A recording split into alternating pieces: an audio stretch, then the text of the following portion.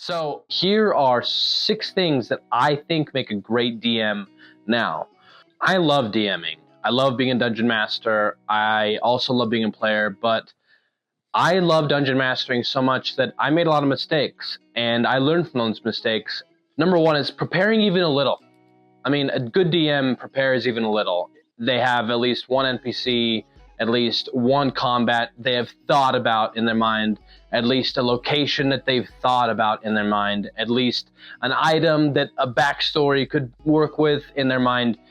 And I think that that makes a really good DM. Here's something that helped me as a DM, and that is the 1, 2, 3, 4, 5, 6. That's 1 combat, 2 scenes, 3 locations, 4 NPCs, 5 items that they can work with, and 6, a lot of words, adjectives, and descriptive words for the senses.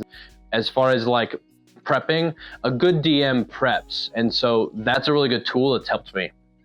Number 2, what makes a great DM? A great DM does their best, and that is different for everybody, but we all know what it feels like to do our best. And we all know how it feels for others to see us at our best. And I think that that's the goal. So I don't really think that I need to say anything more about that. Number 3, engages with everyone. I mean, a great DM makes sure that they rotate the table. They make sure that they go around all the time to engage, because making sure that the players feel like they're there and they're a part of something really helps them. I mean, that's what they're there for. They're there to engage with others. So you have to really feel them out and see how they're feeling, see what's going on. But a great DM does those things. Number 4 has sensory descriptions on hand for oratory description to evoke immersion. So, and that coincides with number 1, with preparing even a little. I did talk about it a little bit, but a DM who has adjectives and descriptive words and a sentence to talk about a location really feeds that player's fuel. I mean, if you really get into a player's mind, you're their television. You are their console. So you have to really engage with them on a level that they're totally unaware of or not used to. And so what you have to do is describe to them really well what's going on in the situation.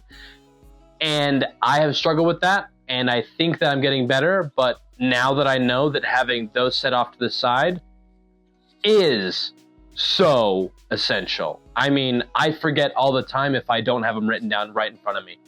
That's the way that I am sometimes, because I'm engaged with other things. I mean, dungeon mastering is a lot. We all know that, but a great DM has sensory descriptive words for oratory immersion right on hand. And number 5, a great DM loves to lead. Sometimes it can be hard with a table that is chaotic, but all you need to do is lay out the boundaries and let them know where they are, and don't allow them to pass. Some things are gray, and that is resolved through civil discourse, but most of the time boundaries are set, and being a good leader is about placing those boundaries and allowing them to understand them, because they have a lot of whys. Answer all the whys. Tell them, hey, I just don't like homebrew. Hey, that feat feels overpowered. Hey, I don't like working around winged creatures. Sorry.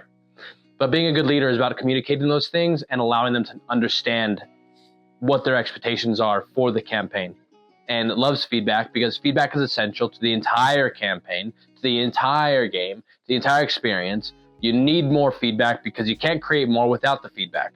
You can only create what you have in store. And that can be boring if you follow the usual tropes of most modern media. So that's my opinion.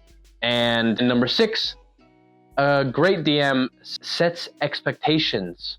I mean, that's part of being a great leader and part of feedback, which is why this video is created, because it's all together. But number 6 is sets expectations and is not floppy. In the beginning of being a DM, I was floppy, and a lot of things that I was doing, not that good. Not that good to be like that sometimes. So it's great to have boundaries, because players will bounce all sorts of ideas off of you. Genuinely, all sorts of ideas will come flying at you, and you have to be ready for them, because they're going to want to push the boundaries all the time. I've been a player. I've done it too. It's okay. But it's also important to make sure that everyone's on board. And setting expectations is important. And I hope that this video set your expectations, and I hope you really enjoyed it. Thank you for watching.